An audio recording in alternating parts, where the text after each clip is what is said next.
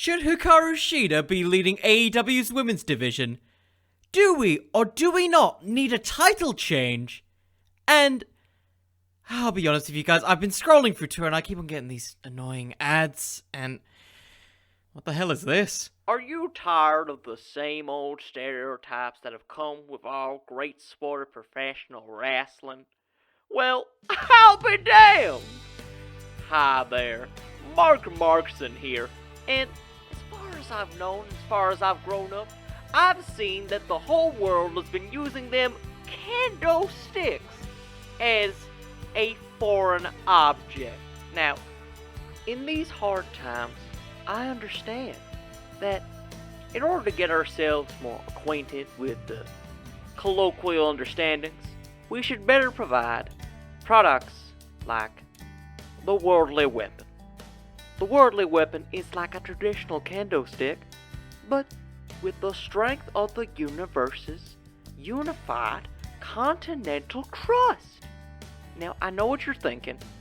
Mark, you're being a mark. There's no way that we could have made something stronger than a Steve Blackman kendo stick, or stronger than a Hikaru Shida kendo stick. And so, allow me to provide some testimonials. Here! Outstanding. Now, I know what y'all are thinking. Is this FDA approved?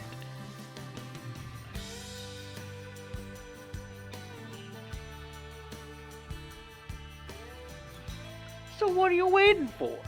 Order now and get yourself a worldly weapon wherever you are around the world. So now, don't you dare be sour. Clap your hands and feel Stop! the... Jesus Christ, I gotta stop looking through Twitter. Also, what was I supposed to be doing? Wasn't I meant to record an intro for this bit? On this week's episode of the Wrestling with Fiction podcast, we'll be discussing the current AEW Women's World Champion, Hikaru Shida. One of my thoughts on her current world title run. Do I think she should drop the belt? And where on earth will she go next? So for now, tell your friends, tell your friendliest friends, tell them all about this new and exciting edition of the Wrestling with Fiction podcast.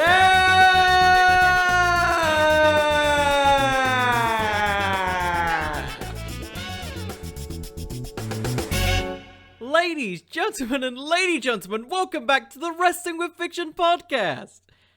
I need to think of something better for skits, because, that could have gone better. I'll be honest, that could have been a lot funnier. So, moving on from that, today's episode, if you couldn't already tell, is on the AEW Women's Division. Because, why not at this point? It's been probably AEW's weakest part, overall, and to some, you can argue it's the whole women's division as a whole. Or maybe you can argue it's an individual wrestler. In this case, you could argue maybe it's Hikaru Shida. Now, do I believe this? No. I think Hikaru Shida is honestly the best babyface champion that they have in terms of, like, carrying the world title at this point. There isn't really anyone else, maybe apart from Big Swole, Chris Statlander if she was still there. That would kind of be my best guess, but Hikaru Shida is kind of an interesting point. Because I feel like there is nobody else who you can really have in that position. When you look at the rest of the talent that's currently on the roster, there isn't really anyone who works well with a lot of the newer talent. Like, there's... The way that I look at AEW's women's division is that it doesn't really have a lot of experienced talent. And that isn't a knock on any of them. I feel like there are a lot of diamonds in the rough who haven't quite found their footing yet. Like, they're getting exposure, which is definitely what's needed, but they haven't really found a good way of perfectly synchronizing it. And, you know, there's potential in the roster. I think you can look at Anna Jay as someone who we'll talk about later. Abadon. Who else? Specifically, Chris Statlander. Actually, Chris Statlander isn't really new, but you get my point. There's a bunch of talent who I think you could really build around, but they haven't really given them enough TV time to really fully establish it. So, the focus of this main episode, of course, like in any other episode, is booking Hikaru Shida for this week. What feuds will she go on to do? And potentially, who could be the person who could take the title off of her? As of right now, I think Hikaru Shida has held this belt since Double or Nothing, I believe. So that's about, give or take, 4 months? 5 months, give or take? I could be entirely wrong. Someone will fact check me. I'm kind of going off the top of my head here. So,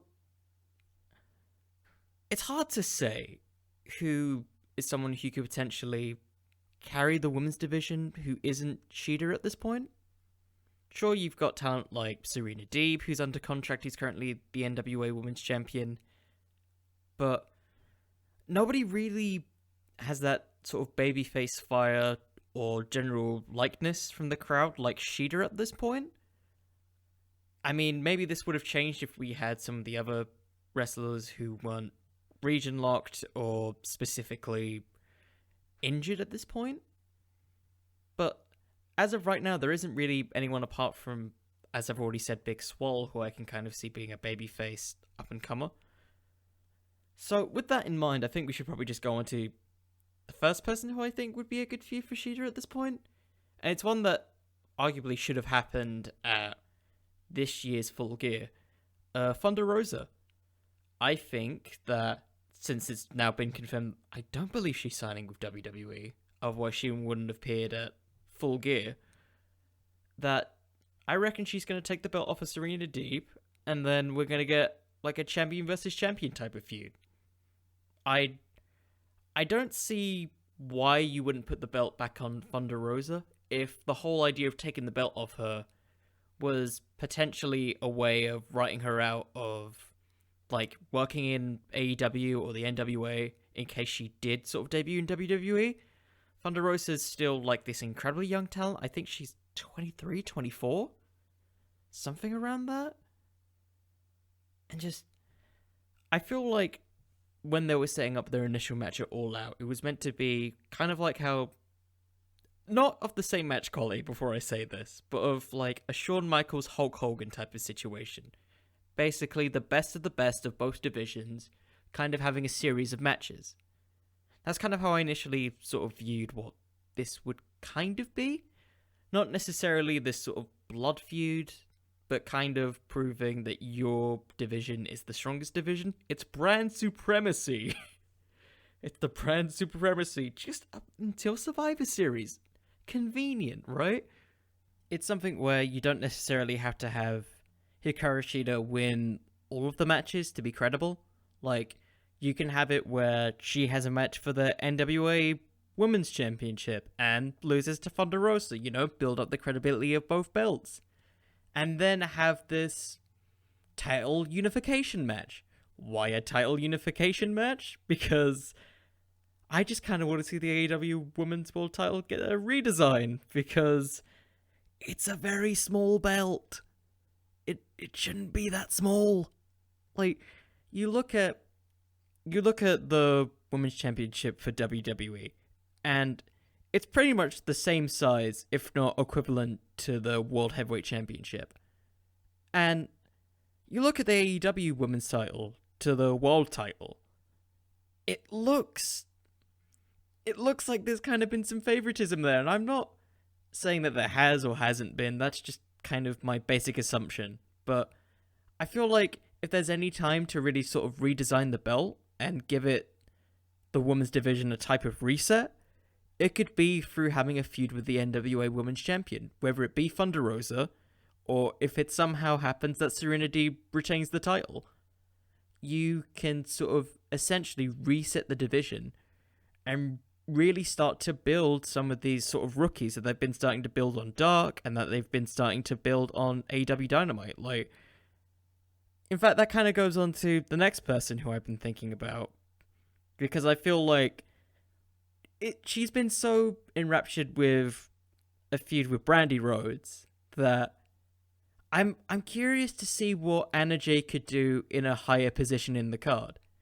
Kind of in the similar way that Penelope Ford was booked. You know, back when she got a pinfall victory over Hikaru Shida and had that really underrated match at Fyter Fest. I think probably one of the best matches of that sort of 2-week period of special events. That was such a fun match. Like, the spot with the kendo stick where she threw it up in the air and just hit Kip Sabian over the head with it. And then just continue to have this very fun sort of competitive match. It's easily the best match that Penelope Ford has ever had. And I feel in the same way that that was the best match that Penelope Ford has had, we can have the best match that Anna Jay's likely had. And plus, you've got the factor of the Dark Order, who's essentially, throughout AEW Dark and AEW Dynamite, has slowly been gaining numbers and having this big sort of sense of control over the show. Anna Jay as a character has kind of been portrayed as not really like Brody's second in command, but someone who should like be threatened with. Even like BTE, she's seen as constantly beating up Stu Grayson. She's seen as like the deadpan serious character, which most of the Dark Order isn't really. Like, I love John Silver, but he's not portrayed in the same aura as Anna Jay. And when you look at that, you gotta imagine they have some sort of big plans for it. Anna Jay was originally trained by Cody. I'm guessing that if there's anyone who supports Anna Jay backstage, it would be Cody Rhodes. I assume that she's kind of a pet project. Like, she's already had a program with Brandy Rhodes, who... Well, whatever you think of Brandy Rhodes, she is considered someone high up in that sort of, like, AEW hierarchy. So they clearly trust her with that. And putting her in the Dark Order kind of really protects her in a significant way, because it gives her this sort of additional muscle and character growth that most of the AEW Women's division doesn't really have at this point. So imagine, hypothetically speaking, in this feud, say if they're swapping the belts for a bit. Think of it similar to Cody Rhodes losing the belt to Brody Lee. Anna Jay holding that belt brings a whole new world of possibilities. It brings the whole Dark Order into the mix, which immediately, in a babyface's perspective, is amazing, because it gives an opportunity to have these badass babyface moments. Hikaru Shida has a bloody kendo stick that she rarely uses, that she only uses for an entrance, and her whole storyline before winning the title was Nyla Rose is like, I got your kendo stick, smack. So why not use that in there? Because, like, a kendo stick would be a really good way to get her over. Have her, like, freaking knock out members of the Dark Order who aren't really that high up in the group, like 5 and 10. Maybe Alex Reynolds. I don't want her to knock out John Silver, but that's my John Silver bias. But if you want, you can have her knock out John Silver. And, you know, have this bit where Hikaru Shida's just, like, chasing after the belt from Anna Jay. Like, she has to get through these army of men, and which she does like an absolute badass. Kind of like how she was portrayed with the Penelope Ford thing, where it was like Penelope Ford was at ringside, and then she beat a woman in like 5 seconds. To me, that just seems really fun. And then you kind of add this sort of badass nature to Hikaru Shida. You build up Anna Jay as having this almost unstoppable army behind her. And, you know, you give Anna Jay a chance in the spotlight, which I think they're planning to do at some point.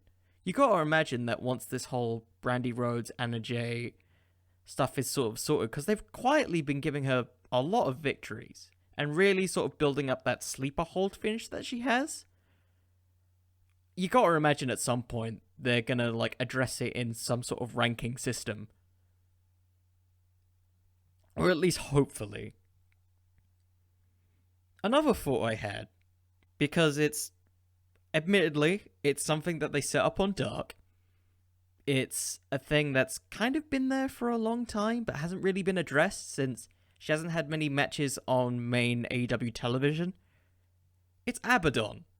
Like, for those of you who don't know who Abadon is, she is basically the, like, AEW equivalent of Rosemary, who is this kind of almost horror movie-looking character on their roster. Why is she used on television more? She's legitimately creepy in her entrance, to a point where wrestlers are freaked out in the middle of the entrance and in the match. Hell, Abadon's first match in AEW, I think people may or may not have forgotten this, was against Hikaru Shida. And Hikaru Shida throughout the entire match was absolutely terrified. To a point where, even when she won the match, in which it took, I believe, 2 knee strikes to win, she was noticeably freaked out. Why hasn't this been touched upon or used yet? Like, this almost like horror movie character chasing after the world champion. And, you know, if you want to make this like a multi-month feud, we're still in the COVID era. Cinematic matches aren't necessarily a bad thing. You can have this cinematic match where it's basically Abadon chasing down Hikaru Shida, and it's a story of Hikaru Shida trying to face these fears. Maybe you want to add stuff that's kind of like personal to her character. Like maybe she attacks Hikaru Shida's brother because Hikaru Shida's brother, fun fact, I could be entirely wrong on this, but this is what I mainly remember, made Hikaru Shida's entrance music. I don't know where Hikaru Shida's brother is. Maybe he's in Japan. I don't know. But that could be a fun sort of like personal way to add into this. And you've got this thing where she's trying to do this for her brother, but she's also secretly really freaked out because Hikaru Shida was not originally a pro wrestler. She was an actress.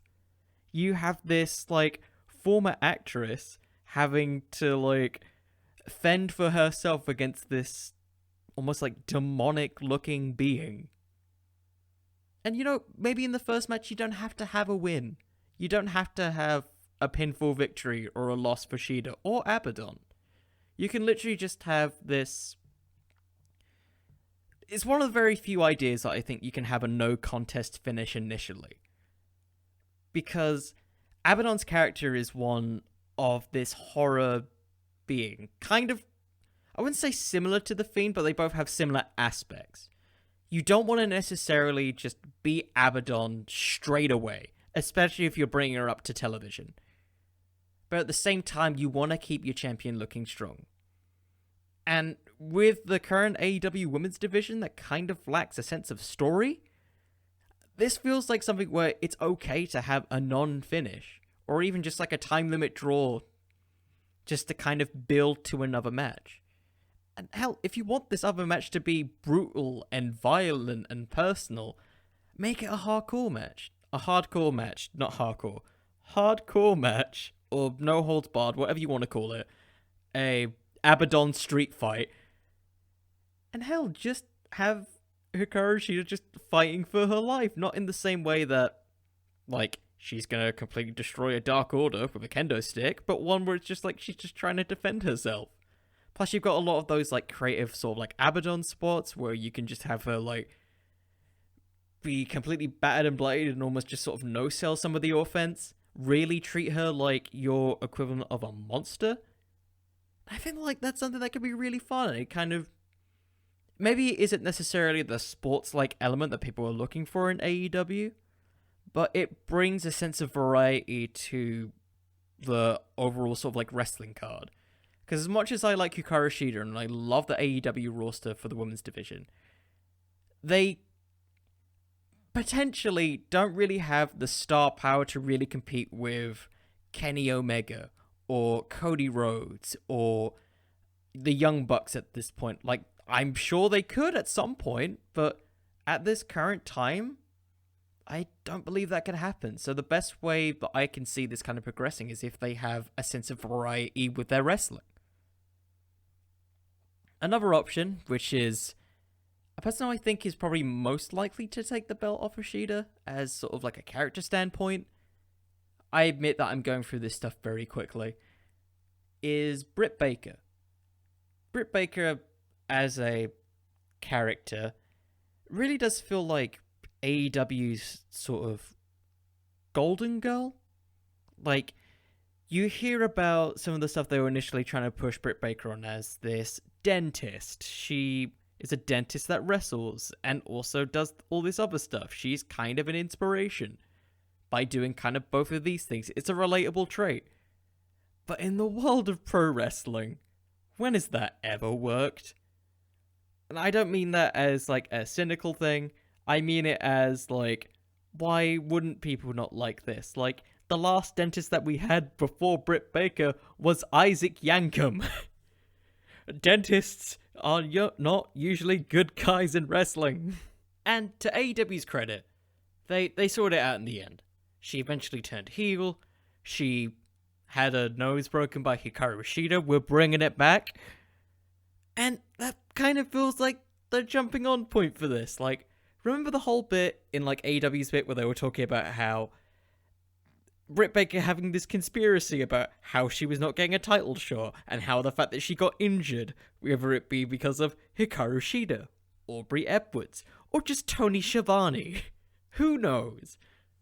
And it begs the question, why have we not had a Britt Baker title match since, what, the match against Riho? Like, she's easily one of the most sort of well-focused characters in AEW's division. And considering how she started to really, like, embrace sort of the heel persona that she has, why hasn't she been put in a program with Shida yet? Just, maybe you can argue it's AEW trying to be patient, I don't know. Because I feel like Britt Baker would have kind of a need in this type of storyline to break Shida's jaw? Is it just me? Like, almost like an eye for an eye thing? Because Shida accidentally broke her nose, and now she just wants to, like, break her jaw. Her whole finisher move is called the lock jaw. She literally opened your mouth. Almost like she's trying to, like, snap it open. Hell, if you're gonna do this feud, you want to make it personal? Have it be, maybe, like, Hikaru Shida has a match against Red Velvet. We're gonna say Red Velvet, or Tay Conti. Wins that match. Britt Baker interferes, has this big brawl, but she eventually gets the better of her with the help of Rebel. And then she applies the lockjaw, and if you want to really get over the lockjaw, I like this idea a lot. You have her, inadvertently, because she is a dentist, take out one of Hikaru Shida's teeth. You can gimmick that. And just have it be that she's almost, like, gone into this, like, deranged state since she's just taken out a tooth. You know, like how Barbara Ray Dudley, when she put Mae Young through a table, had this, like, incensed trance? Replicate that with Britt! Do that and really add to this, like, thing where it isn't just about the title, this has gotten personal. Because AEW storylines for women don't really have that personal element yet. We've all had just competitive matches. But we've seen with some of the most successful feuds in AEW right now, the Hangman Page stuff with Kenny Omega, FTR versus the Young Bucks, there has to be a sense of personal element if you want to get viewers invested. And maybe at this point, you can move them out of that near-ending slot. Say what you want about AEW's women's division, and if you don't think they have a lot of talent or not, they've been put in a really unfortunate position where they're always the second to last match on the card. The point where viewers, if you've seen any of the, like, viewer analytics, are at their lowest. AEW needs to put more investment, I feel, into having female exposure on their programming. And I'm not necessarily saying that as a critique of the wrestlers themselves. I just think they've been put in the unfortunate position where they're usually after a Chris Jericho segment, or they're after a Kenny Omega Hangman Page segment, which are some of the most, like, emotionally draining parts of an episode of AEW. The perfect spot, I think, if you want to showcase them, is kind of, ironically, kind of like what WCW used to do with the Cruiserweight division. Have them be on first, or even not first, maybe second from first. Have them be that kind of near opening thing to build to a Kenny Omega segment, or an MJF in the Inner Circle segment. Something to really emphasize that this women's division is a lot more than what you're currently presenting it at the moment, which is kind of the second from last thing before the main event. And I understand that maybe placement orders are varied and you don't want to necessarily put everything on at once. But with the strength of AEW's product, I don't believe this would really damage AEW Women's Division's perception, let alone their big money-making segments that they have at the moment. Britt Baker and Hikaru Shida are probably the most well-built characters in that women's division. You look at Hikaru Shida from her beginnings on AEW Dynamite, kind of starting to build herself up as this organic babyface, versus Britt Baker, who over time has really developed her character, especially with like character interactions with Tony Schiavone.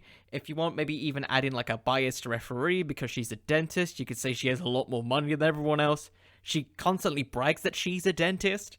Why not have like a biased referee? Think a la Eva Marie. And have Hikaru Shida just constantly fighting the odds. Because right now, Hikaru Shida, as much as I like her as the AEW Women's Champion, lacks that sense of, like, overcoming the odds as, like, this valiant champion. The closest I've had to her genuinely feeling like she could lose the title was against Thunder Rosa. And that was kind of a coin toss because we all believed that there was going to be a second match in that series. For me, Britt Baker versus Hikaru Shida should be the pinnacle of AEW's current women's division. Your strongest heel character versus your strongest babyface character.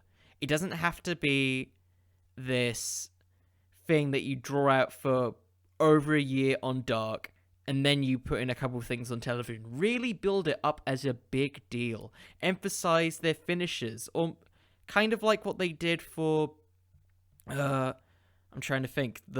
Some of the big like world title matches where they emphasized like their weight, their win-loss record. Like AEW already does that with their win-loss record, but not anything else. Like maybe the amount of times they've won with a knee strike, or they've won with the lockjaw, injuries sustained during the build-up. Little things like that to get the audience just a little bit more cued in on the type of wrestlers that they are. Because even if it's just a little bit of information like, oh, they've been having a lot of lingering injuries, that tells us something about them. Yeah, I realize I kind of went on a massive rant there, but I promise this is the last suggestion that I have. And this one, I'll admit, came last minute because of events that have transpired. So, the last person that I'll think of, and this one will be very short, is, well, whatever she decides to name herself. So I'm just going to call her as she is currently, because I don't know how long compete clauses are. Zelina Vega. We don't know where Zelina Vega will end up. Currently, she's been, as of right now, at the time of this recording, she has been released by the WWE. This could change depending. Like, it's a shame that she was released. Just considering the whole like situations with WWE's contracts and the way that they allow talent to use like Twitch and Cameo, which is a whole other discussion. I think that if she does not potentially re-sign, because I feel like you've still got to keep that factor in, think Drew Gulak. Remember, he was fired for like a day and then he got re-signed because they were able to renegotiate. There's a potential possibility that that could happen. You never know. But if she does not sign, I feel like this would be a great shot in the arm for AEW, especially with their women's division at the moment. Say what you want about Zelina Vega as a wrestler, but as a promo, she's absolutely fantastic. And you look at sort of AEW's women's division at the moment, they lack strong promos. They've got fun characters, but they lack strong promos. Hikaru Shida, bless her, she's learning English, and actually pretty good English considering. Britt Baker, she's finally coming into her own as a heel. Nyla Rose, I'm a bit on and off with her. Chris Statlander, love her character, but promos could use a little bit more work. Zelina Vega, I think, is absolutely brilliant in terms of promos, and even in wrestling ability. She it's been discussed before, I gotta give credit to Fightful, that Zelina Vega really did carry Monday Night Raw when the pandemic initially happened. Her, Andrade, Angel Garza, Austin Theory, they were guys who pretty much carried that whole show along with Drew McIntyre. And even then, like, when they split up, they really did rely on her to, like, carry the women's division against Asuka for that brief period during that sort of Night of Champions time. And they really did start to trust her, and I thought once she was going to SmackDown that they were going to potentially add her into the Survivor Series team, so they're doing that whole story with Natalya. And of course, that thing didn't exactly happen. But in a division like AEW, where their promo work is literally all elite, pretty much most of them, if not all of them, have fantastic promos. Someone like Zelina Vega is a great addition to that women's division. And even then, Zelina Vega hasn't really had much time to really, like, showcase her stuff in the ring, but she's been wrestling for over 10 years. Like, I still remember her as Thea Trinidad back in TNA with, I can't remember the name of the tag team, but it was with, like, Hernandez, the other guy who I can't remember, and, oh God, I can't remember the other person's name either, but it was in TNA, and she was, like, half of the Knockouts Tag Team Champions. And so I feel like there's a lot of untapped potential with her. And I get the argument that, oh, she's a former WWE guy. That kind of feels like another Miro thing, you're just adding it to the top. But really think about it. In WWE, she was portrayed mostly as a manager. And most of her other credibility in terms of singles career wasn't really shown. In AEW, that's a completely fresh start. And against a person like Shida ultimately lacks that sense of promo ability. But with Zelina Vega, you can really start to build that intrigue. It's a common thread I keep on saying with this, but the intrigue of promo ability. I don't know why, part of me feels like they would have really good chemistry together. It's just a guess, but I'm thinking I feel like Zelina could really sell Hikaru Shida's moves very fluidly. And it's always good to have another sort of like experienced wrestler on the roster, especially when a lot of your talent is new and kind of green. And green isn't necessarily a bad thing, but that just means that there's a lot of room to sort of learn something. And I feel like Zelina Vega could really help teach and at least help a lot of this sort of younger talent, and at the very least, maybe even potentially carry the women's division. She's definitely got the promo skills for it, and I feel like working with Shida, you can definitely improve her wrestling ability. So yeah, that's kind of the basic thoughts I have for Hikaru Shida. It's all kind of just a general consensus of the women's division, because she is the AEW Women's Champion. But I feel like there's a lot of room to grow with it. I think, sure, it's been a year, and you can argue that they should have had this stuff together by now. And sure, you can also argue that pro wrestling talent for them have either been stuck on Japan or in other parts of the country, and you've also got severe injuries. But I still think that there's a chance for this division to get a lot better. And I don't necessarily think it's the fault of the AEW Women's Champion. I just think it's a collection of just really bad timing and really not having the star power of the other divisions, or even building up that star power.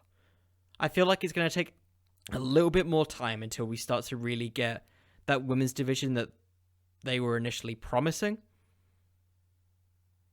So with that in mind, I believe that it's time for some Fantasy Fumble. So, if you're new to the podcast, Fantasy Fumble is my weird, wacky segment where I try and pitch the weirdest possible storyline that I can think in my head within a certain time limit. And without further ado, Fantasy Fumble will begin in 3, 2, 1, fumble. Let the dumpster fire begin!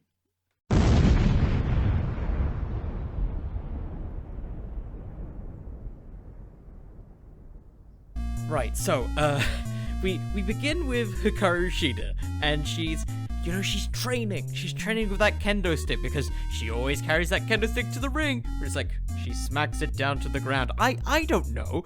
And she's having a match with Rebel. And, shenanigans happen, and the match just ends up going to a cancel because Britt Baker interferes. And Hikaru Shida's trying to defend herself. It's 2-on-1. And so she grabs a kendo stick, and it's just smack. She smacks Britt Baker. But then she tries to smack Rebel. She goes for another hit. But Rebel catches it with her teeth. She counters the kendo stick shot and knocks down Hikaru Shida. It's at this point that we see Hikaru Shida at a loss for words. A loss at the fact that her kendo stick shot was countered. A thing that took out Nyla Rose. A thing that took out other wrestlers. I don't know. And in this point, she trains. Almost in an anime-style montage. We get this training sequence of her hitting kendo sticks over people on BTE, on AEW Dark. She starts hitting it over Stu Grayson because he's in the way, because Anna Jay was there for some reason. Hits it over John Silver because Johnny was hungry and he was looking for people to recruit to the Dark Order. She also hits it over, conveniently, Brandy Rhodes. And so Brandy Rhodes looks at this. She sees, like, I know what's going through your head. You've lost your crisis of confidence. So I'm going to show you one way of training. The American Nightmare way. So she's taken to the Nightmare Factory, the place where Cody Rhodes trains. And so he starts training. She starts hitting kendo stick shots after kendo stick shots against incredibly athletic and young talent, catching it with their teeth. Because all of their teeth are just so good compared to the others, because as we know, Dr. Britt Baker is a dentist, so by proxy, Rebel has fantastic teeth. And so we keep training. She keeps hitting people with kendo sticks until she breaks one of the students' teeth. It's at this point, in the next pay-per-view, Revolution, it's for the AEW Women's Championship. It's Rebel versus Hikaru Shida. Of course, in this match, it's already been built up that Rebel is ready. She's finally started to learn some wrestling moves. She starts getting lucky win after lucky win as Hikaru Shida gets disqualification loss after disqualification loss, training her kendo stick for the eventual hardcore match. It's at this point that we wonder to ourselves, what do we do? What do we see from Hikaru Shida? We see a fantastic match between her and Rebel, with all the dentist-themed things getting in the way. Syringes, like in the match between Big Swole and Britt Baker. Those snapping teeth things. The weird teeth sweets that you can buy. I don't know. And as this happens, we see Hikaru Shida get the kendo stick. She tries to hit Rebel. She dodges. She nearly gets a pinfall over Hikaru Shida, but she counters. She hits the knee strike again and again and again. She ain't done. She's not done because as Britt Baker's out there, she says it to her. You can't break those teeth. I'm a dentist. I've broken those teeth before, and I know what can happen to them. I can fix them. You'll never break those teeth. So Hikaru Shida grabs her kendo stick. She stares into Britt Baker's eyes, and she says, Omairo, Shinderu. And Rebel, of course, shouts, Nani? He starts smacking her over with the kendo stick again, and again, and again, until one tooth breaks, another tooth breaks, and another tooth after that. And she looks at Britt Baker, and she says, Yatta, and drops the kendo stick and hits a knee to the face. She goes for the cover. 1, 2, 3. Hikaru Shida wins. And through the power of a significantly useful training arc, Hikaru Shida has won the match.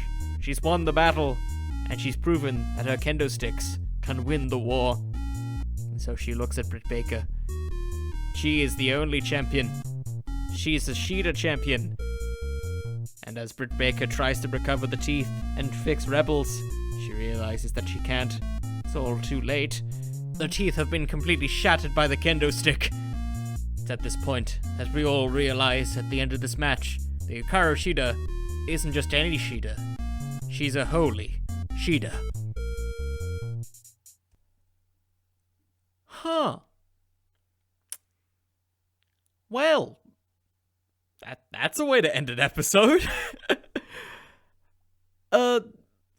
Anyways, yeah, that's kind of the end of the show. Not much really to say other than I really enjoy Hikaru Shida as champion. I hope that she has a very strong reign with the belt. If she's to have the belt taken off of her, I hope that it's given a lot of credibility. That's just kind of the general consensus. I feel like AEW's women's division, as we've all kind of established, kind of just needs some more time, just more exposure to really get the attention that I feel like AEW wants it to have.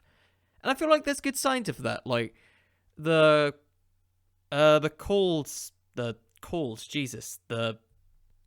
media scrums with Tony Khan when he was talking about how he realized that as much as he's so focused on Dark, not everything happens on Dark. Like, all the story progression needs to also happen on Dynamite. So, I'm remaining optimistic. And so, with that, I just want to say thank you all for listening. And I hope all of you have a lovely day. My name is Connor, and you've been Rossing? Jesus. I'm sorry, Ross. So, in case this is your first time watching this, we recently hit over 100 downloads. So, I've already said it before, but I want to say thank you to everyone, because honestly, when I started doing this podcast, I never thought I would ever get to a number like that. So, it's really weird knowing that people actually listen to me ramble about wrestling for about 30 to 50 minutes. And honestly, I couldn't be willingly making this content without the support of all of you. So I hope all of you are staying safe and all of you are having a lovely day. And yeah, that's kind of it. I'm still marveling over the number. I hope all of you enjoyed the show, and remember everyone, wrestling could always use just a little bit more fiction. See you everyone. Good night everybody.